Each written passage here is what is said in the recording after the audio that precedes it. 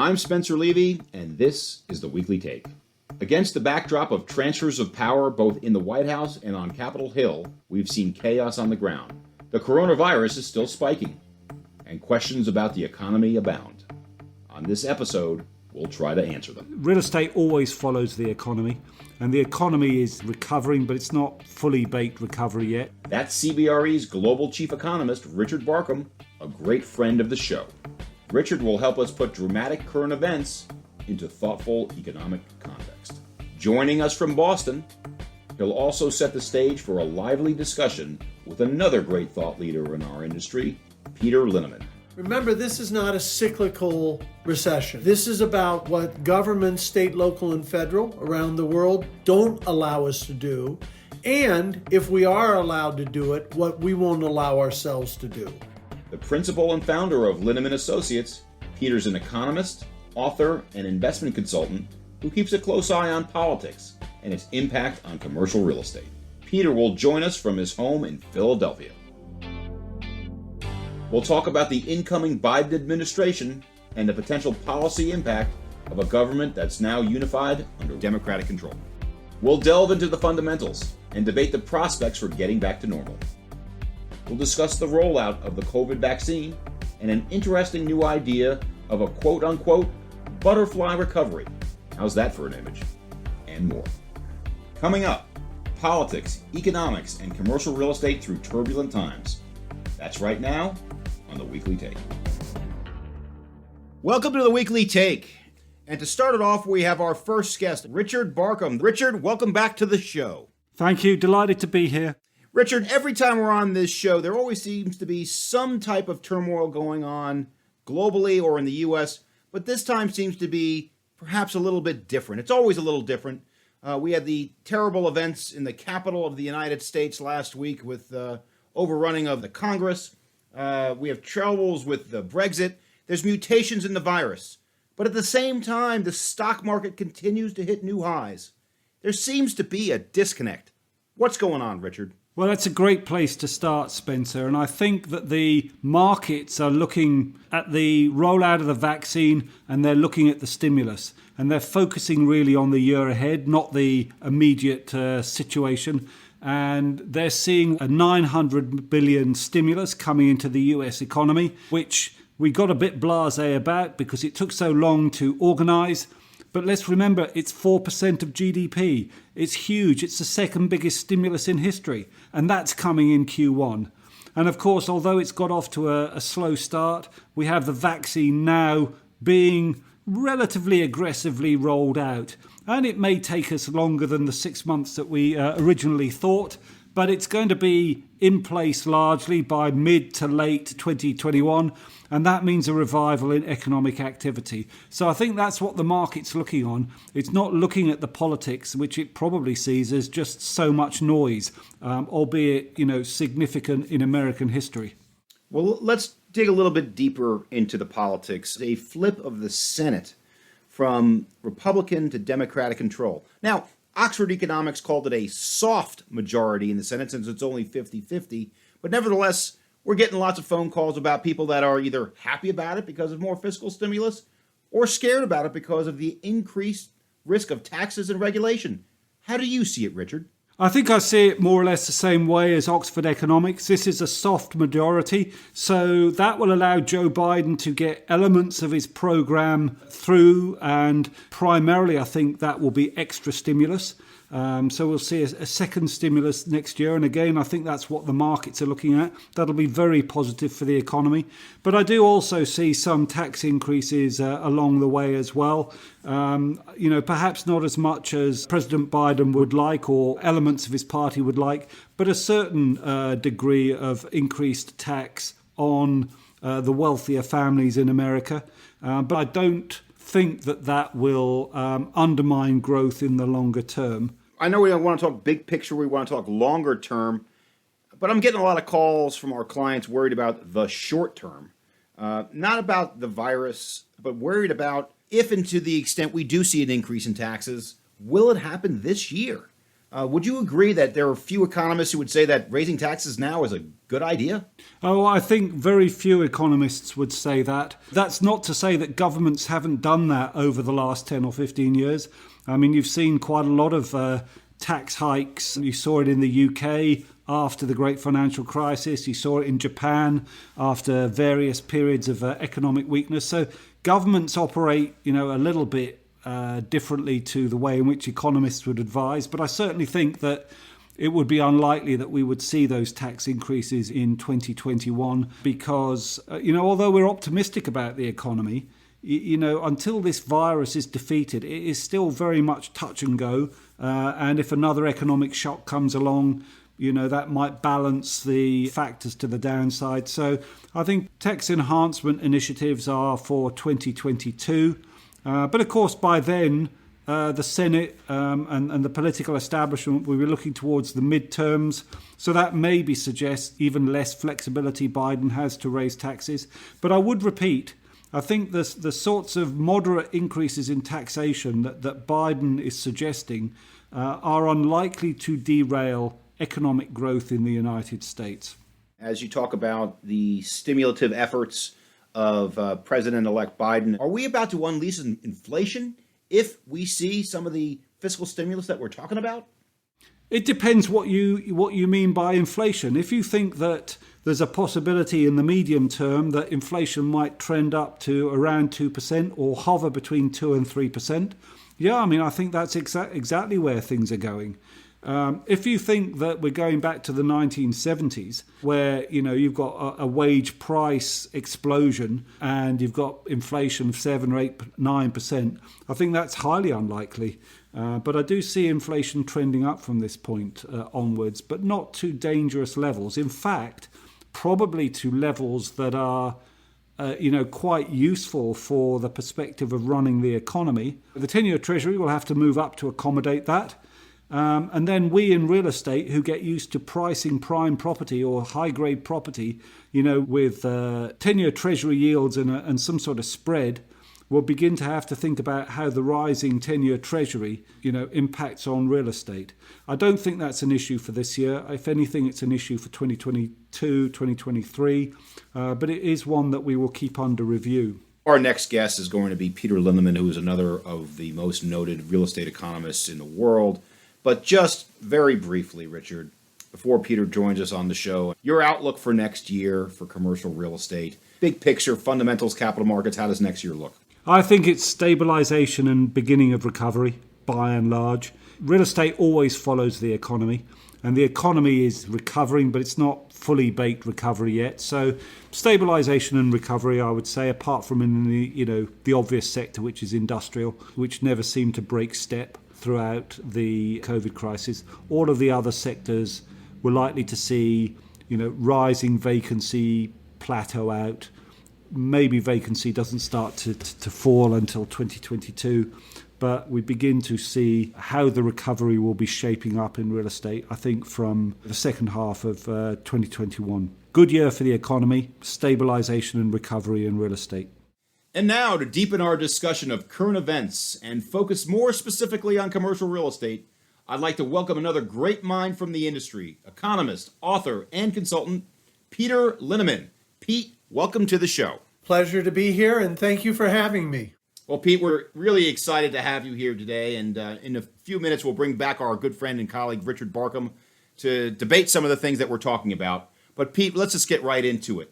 The economy. From your perspective, where are we and where are we going?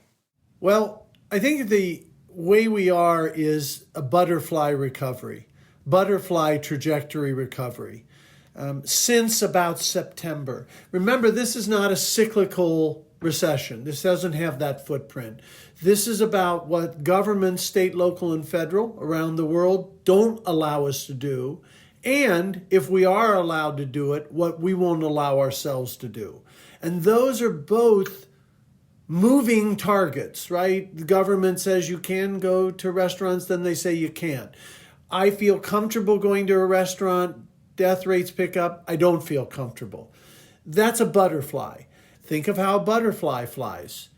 Doesn't fly fast, doesn't fly straight, Goes a bit left, a bit right, a bit up, a bit down, a bit forward, a bit back, and stops. Net, it moves forward. And that's exactly what we've had. And basically the data in the last 3.5 months has been a butterfly recovery. We also are in an economy where, I'm going to now speak to the U.S., where 50% is doing just fine. You wouldn't know any problems exist. 35 is okay. And 15% is struggling to stay alive. It's Google in the first category, and it's a restaurant in the latter category, and a lot of stuff in between. And you're just not going to get that last 15% back until widespread vaccination. And, that's a matter of how fast we jab and so forth. But August, September, October, could be later, could be a little earlier. And until then, we're running on 1.5 out of 3 cylinders, right? If you kind of think of the economy that way. Peter, I want to nail you down on 2 numbers. Number 1, U.S. GDP growth in 2021, and where will the 10-year Treasury be at the end of 2021? I think very little growth net in the first 3 quarters. So let's say 0.5% growth in GDP in the first 3 quarters as the butterfly. And then as things take hold, I can imagine we get a quarterly rate, right? A quarterly rate of 3, 4, 5%. And when you blend it up and you look year-end 2021 versus year-end 2020, we could be up by 3.5%, 4% on GDP, but it all hinges on that last quarter because I think there'll be a lot of pent-up activity. 10-year Treasury, if I had to pick a number, 1% at year-end. I just think the Fed and central banks around the world are going to do everything they can to keep short and intermediate rates low to help federal governments. This is not saying they should or shouldn't. I'm just saying will. And the long end will get influenced in that way and keep it low as well. Okay, well, Peter, you are at the very pessimistic end of the curve for U.S. growth for the 10-year Treasury. I respectfully disagree with you, but, and I'll give you, let me just say, because it's very funny you say that, and I agree with you.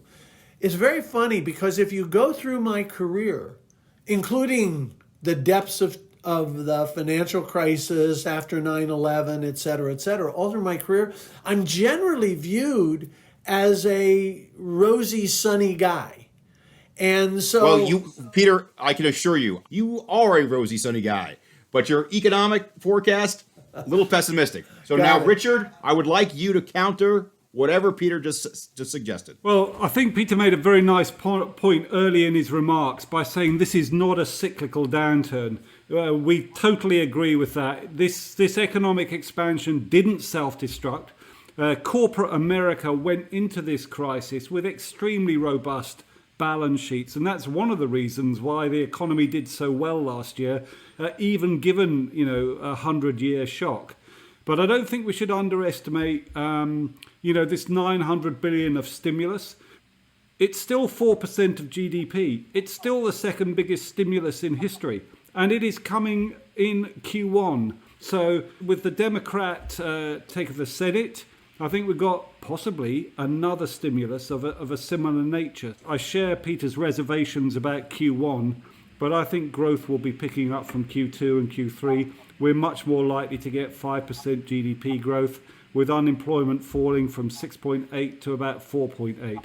And that, I think, pushes the Treasury, well north of 1%, even if it's not quite getting to 2% by the year end. There are other changes due to the new administration that some people in the real estate industry specifically are concerned about.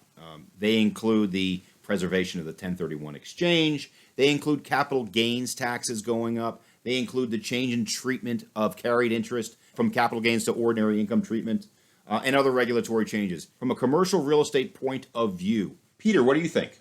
Well, the Democrats are going to have to decide their priorities. And I think the Democrats, in no particular order, would like to do some type of major social justice legislation, some type of major environmental legislation, some type of major tax legislation, and go back and shore up the healthcare legislation. They're not going to get 4 things done in a year before people go back on the campaign trail.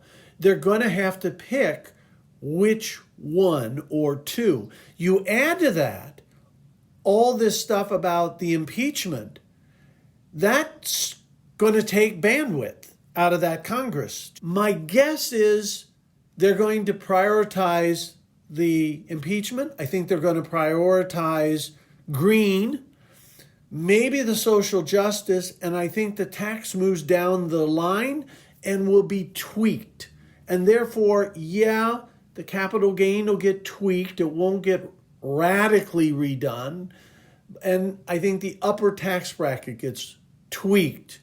The rest not radically redone. Therefore, 1031, carried interest, all that kind of stuff. I think those are too complicated if you're going to prioritize those others. Richard, the political question, how, if at all, does it change your micro outlook for commercial real estate? My overall view is that politics matters very little for the economic cycle or economic events. My general feeling is that probably politics is not really that material for the macroeconomy or for real estate.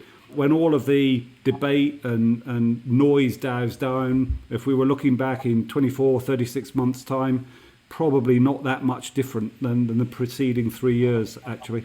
Well, Richard, we both agree that the macro political stance does not have as much impact on the economy as people think. I do think that at the local level it makes a big difference as it relates to the risk of higher property taxes and higher regulation, particularly in the multifamily rent control arena. But generally, just to come back at you there, Spence, generally speaking, values follow the business cycle. And, if we've got a prosperous, growing economy, we've got stable rents and stable values, probably trending upwards, is what I would say to that.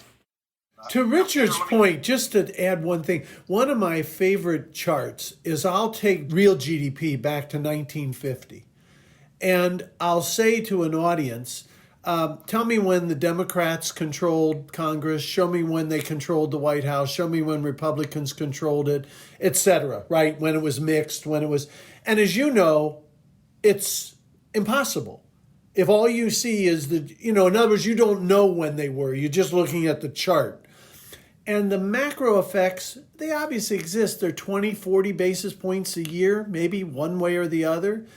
And over 5, 10 years, that would add up. But in a year, it's rounding error. In 2 years, it's rounding error.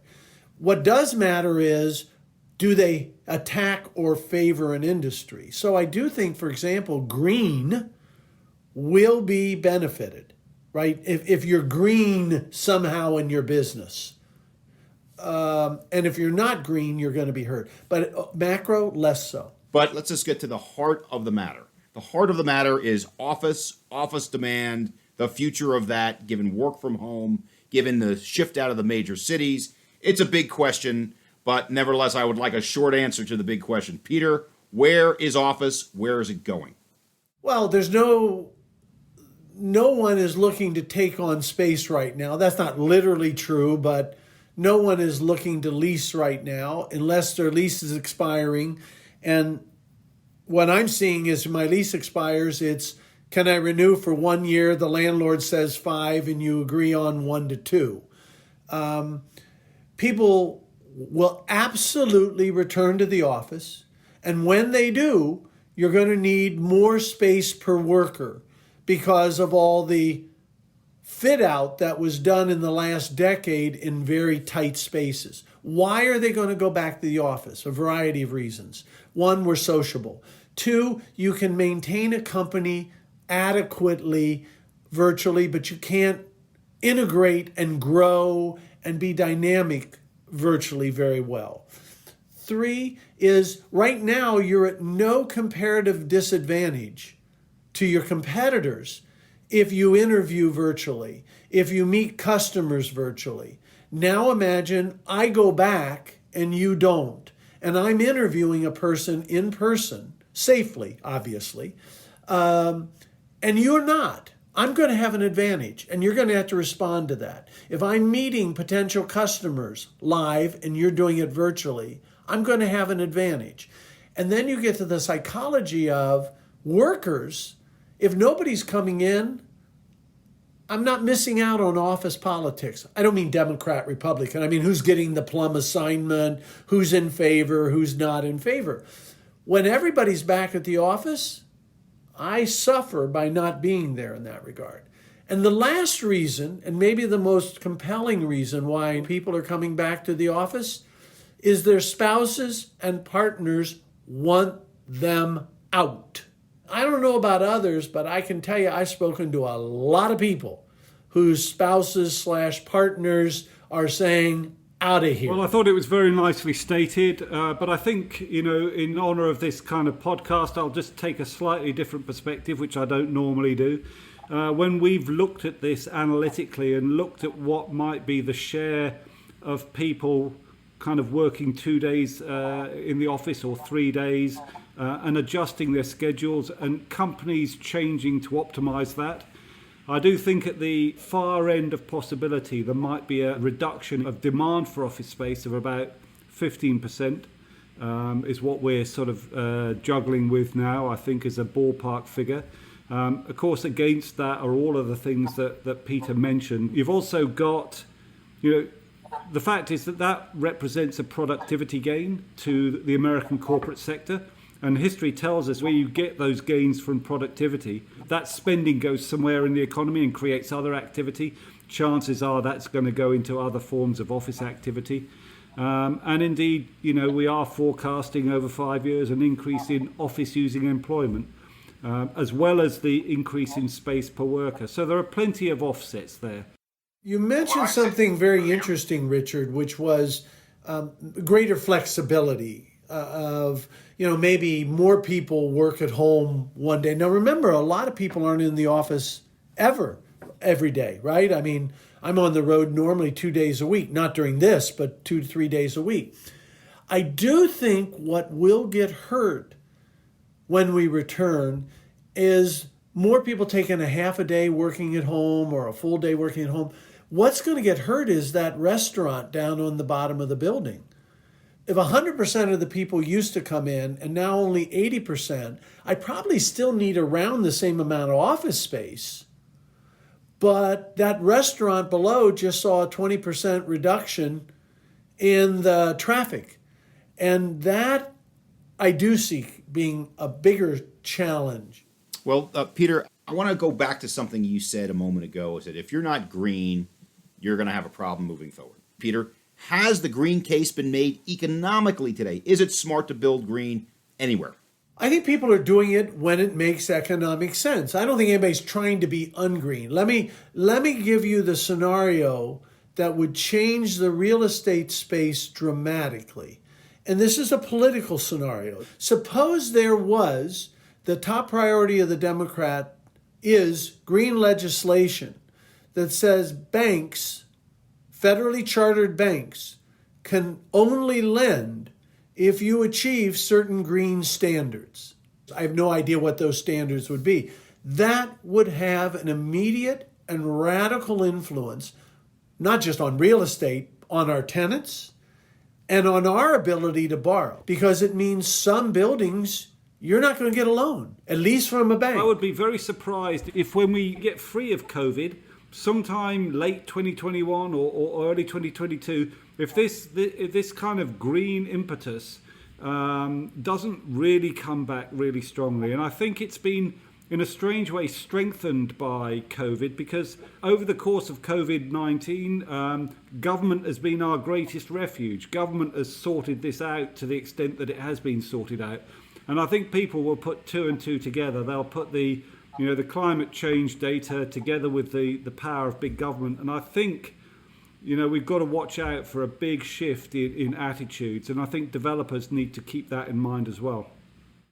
So let's shift now to industrial, which I've called in many podcasts the land of milk and honey, can do no wrong, both from a capital markets perspective, from a fundamental perspective. Peter, what do you think? There are two dark clouds on industrial in a generally blue sky, at least near-term blue sky.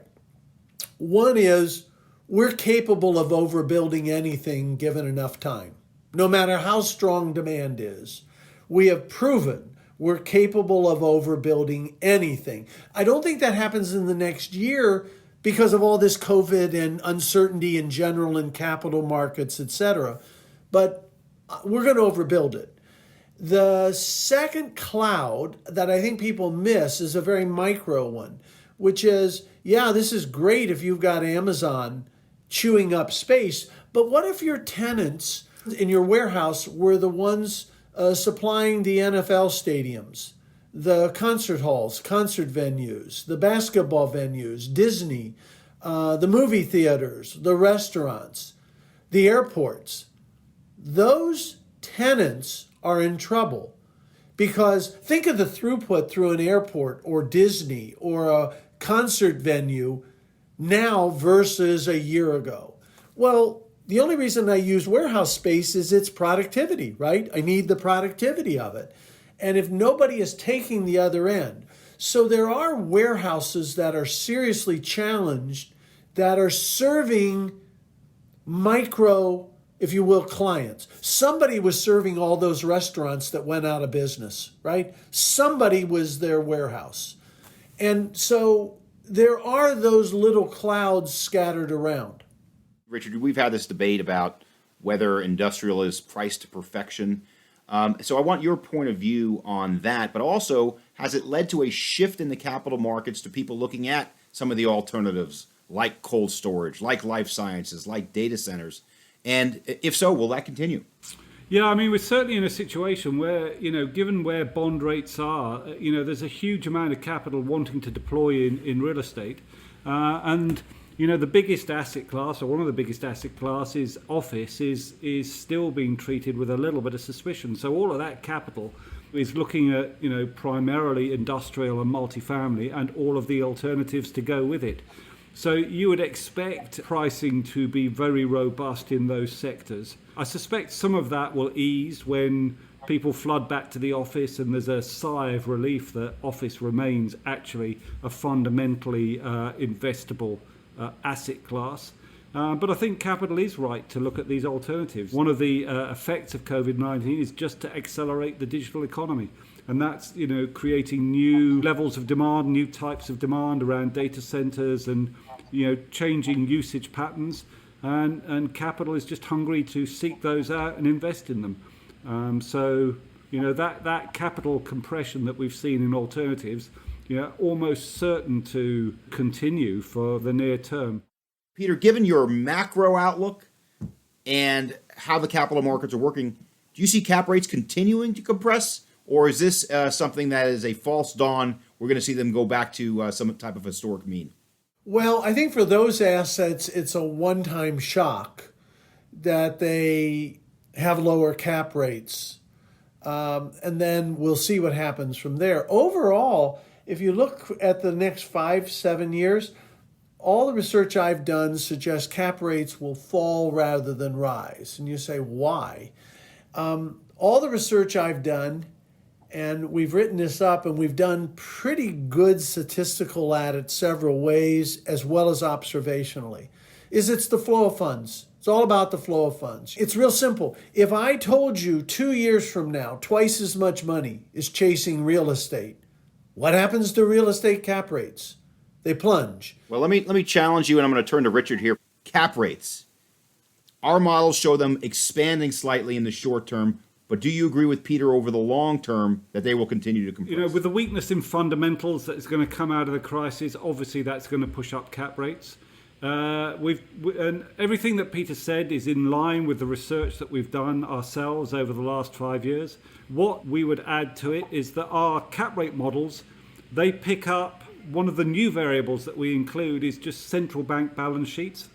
And the Central Bank of the United States has done more in 6 months than it did in 6 years of the great financial crisis. So there is a huge economic impetus to see cap rate downward pressure. Just following our earlier comments that, somehow or other COVID-19 has changed the framework of government.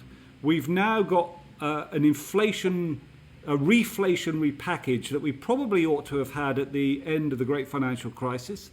And that combination of government spending and central bank largesse, I think is probably going to push inflation up between 2 and 3%. That's going to feed through into the bond market. And that might just give us a floor, beyond which real estate cap rates can't go unless inflation expectations, really take root. And don't forget, in the 1970s, we had what we called in the UK a reverse yield gap. It is possible for real estate cap rates actually to go below bond rates. But I think that unlikely in the American context at the present time. Peter, I would love to get two final thoughts from you. One is, what lessons did we learn from this pandemic? Or maybe it's too soon to say. And any other final thoughts that you'd like to share with our listeners about how you see the next couple of years in the economy and commercial real estate? Okay, so let me take the latter first. What I see as a challenged next year or so for retail and office and hospitality.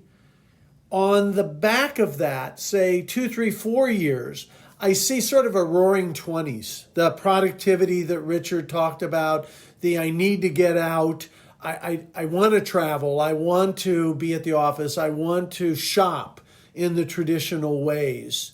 I want to go to concerts, I want to do that. So in the near term, I think those sectors are challenged. In the 4-year window, I think they'll do quite well. Industrial, as I said, I think is the challenge of we'll overbuild it as long as demand holds. Multifamily, I think, is in a very unusual situation. I think it could be a golden era to invest in multifamily. If you ask me, what did we learn? I read a lot of history, and we learned that the trouble we are currently experiencing in our personal life always seems much bigger than the challenges others faced. So for example, I was feeling sorry for myself, like many of us, in April or, whatever it was, May. And I realized that in 1944 and 45, my father also was kind of locked down, but it was at Iwo Jima or Normandy. But my father was in the Pacific. But you get my point. And suddenly my suffering, which was very real, and people were really dying, I'm not trying to minimize, it always seems worse because it's happening to us. You read it in a history book. That's one thing I relearned. And the second thing is I learned that people panic and they let their situations spill into their imaginations and influence in ways beyond rationality. I mean, there's a lot of psychologists who have studied this for a long time, and we've witnessed that. And the third thing I think I've learned is that there's this mythology that we should have been spending, name a number, $100 billion a year preparing for this, or $50 billion, I don't know. I'm just saying, there's this mythology that for the last 20 years, so I'm not putting any particular president or Congress under the bus here, right? We should have been preparing for this by investing money in this and so forth. And what I was reading was something about Pearl Harbor. And what struck me is, yes, we probably did underinvest leading up to Pearl Harbor in our security. But what I also took away from reading about Pearl Harbor was the money we did invest, we did a terrible job of investing it in our real security. And my gut is, being human beings, we would have done a bad job of investing for the pandemic we got. We would have allocated a lot of money. That money was used in other productive ways in society. It wasn't like it disappeared. So I think I learned that It's easy to talk about preparation and hard to be prepared. Thank you, Peter. And very, very well said. Richard, final thoughts on the next couple of years. Yeah, so I think it's what Peter said. It'll be a long or short period of worry. I think we're still in the dark before the dawn. But I think we'll be out of that by end of first quarter and revving up to what is quite a good year for economic growth. I think, I learned two things from the pandemic. And I think not just me, the population learned that the government can solve problems. And so I think there'll be more focus, as I've said earlier, on government doing. We've all rediscovered Keynesianism in its kind of fullest form. And the other thing I think is just, a personal thing. In a year of the pandemic, I haven't had one cold. And that's because I wear a mask. The chattering classes, of which we are kind of, exemplars, they'll be wanting more wellness at work. I think this applies to mass transit as well.